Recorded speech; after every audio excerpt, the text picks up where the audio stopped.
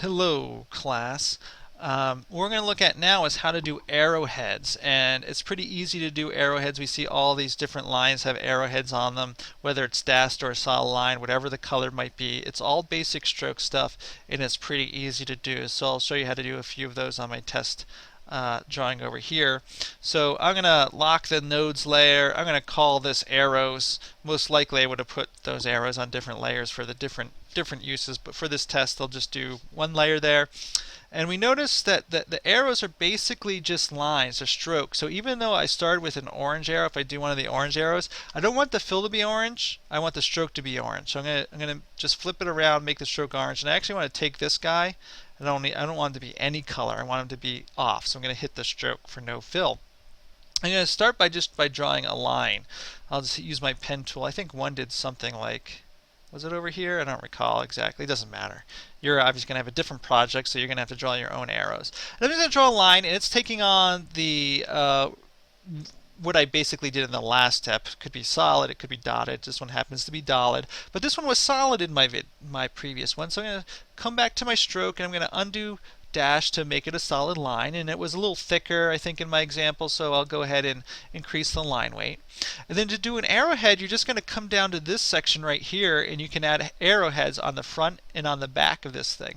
So if you click on here, you've got lots of choices. You got basic arrowheads, you have ends of arrows, you got all these sort of different things you can sort of choose from. I'm just doing a diagramming. I think some of these basic arrowheads are perfectly fine. I don't remember. I'd have to go and look to see which one I used in the last one. I don't know, but I'll just select that one, and we can see it adds it there. If I want to add one to the other side, if I get a little crazy, I might just add a different arrowhead just for demonstration purpose to see that you have different arrowheads, and you can mix and match any way you want. Now, one of the things that we see here is that they're bigger than what feels comfortable, and that's in the scale. That's down here. So I can change that pretty simple. Maybe I want to make this one half the size. I'll type in 50. For 50%, we can see the arrowhead gets smaller.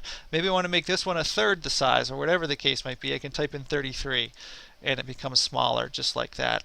And certainly these, I would never really probably match awkward arrowheads like this, but just to give you an idea of how to make the arrowheads like this. Now if you want to be dashed like some of my arrows are you just going to select the line, and you're going to hit the dashed, and we can see it just forms the dash parts in between, and then go ahead, set the dashes however you want. You can go to the other video to see how to make them round. So if you want to make them round dots like this sort of image down here, use those same techniques and you can do it. So the arrowheads are really additive to anything else you've done on this dash line, and it works with the transparency I talked about and the appearances I've talked about in all those videos. Just sort of a little extra. I'm not going to go ahead and add the other arrowheads that you see in these things, but that's basically how I did this one. It's how I did this. It's how I did this guy. It's exactly, there's no arrowheads in that one, but it's how I did this guy. This guy is just a line, a dotted line that's thick, small spacing with big arrowheads on it. Here we go. This is the line, and I just used the way to take a line and make it look like little circles that I did in a couple videos ago, and added arrowheads and changed the line weight from. And that's how I did it. I set it to green in this case. So so you have lots of flexibility, sort of using those techniques.